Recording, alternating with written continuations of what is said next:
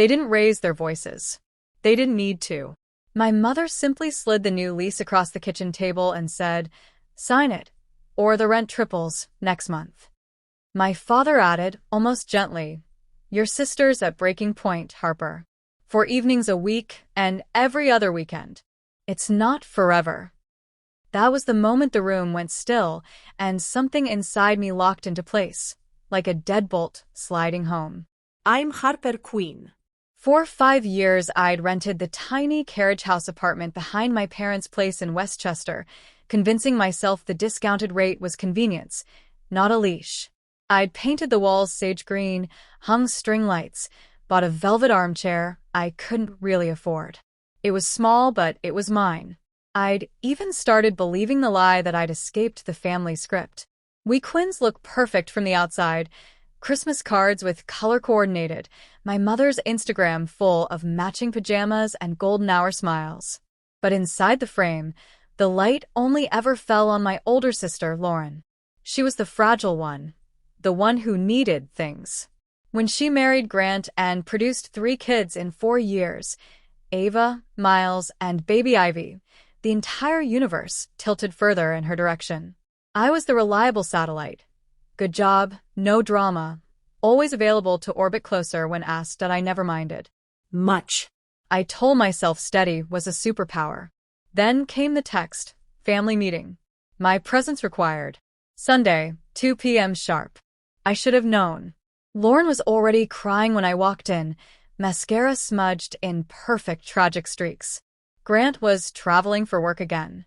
My mother had baked lemon bars, the apology flavor. My father stood by the window like a judge waiting to deliver sentencing. Lauren spoke first, voice trembling. "I can't do it alone anymore, Harp. I just can't." I waited for someone to suggest daycare money, or therapy, or, God forbid, Grant pulling his weight. Instead, my mother placed the lease in front of me. New clause, effective immediately, childcare duties outlined in Exhibit A, or monthly rent jumps from $900 to $3,200. I stared at the paper. For weekdays, 3 p.m. to 7:30 p.m. 2 full weekends a month. No holidays off. Those were peak family time. My father cleared his throat. "We're all making sacrifices." I almost laughed. The sound came out brittle. "You're sacrificing my life." Lauren finally looked up, eyes shining with tears and something colder. "You don't even have kids, Harper. You have time." The room spun. I felt every year I'd spent shrinking myself to fit their frame. That was when I noticed the second document half hidden beneath the lease. A bank transfer confirmation. $15,000 from my parents' account to Lauren and Grant, dated 3 days ago. Marked down payment, new SUV. They weren't broke. They weren't desperate. They'd already solved Lauren's chaos. They just wanted my labor for free and were using the roof over my head to guarantee it.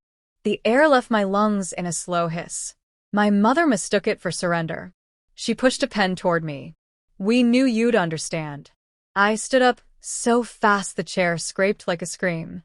"Actually," I said, voice steady for the first time in years, "I understand perfectly." I pulled my phone from my pocket, opened the recording app I'd started the second I sat down, and stopped it. 43 minutes of crystal clear audio. Coercion, threats, the works. Their faces changed.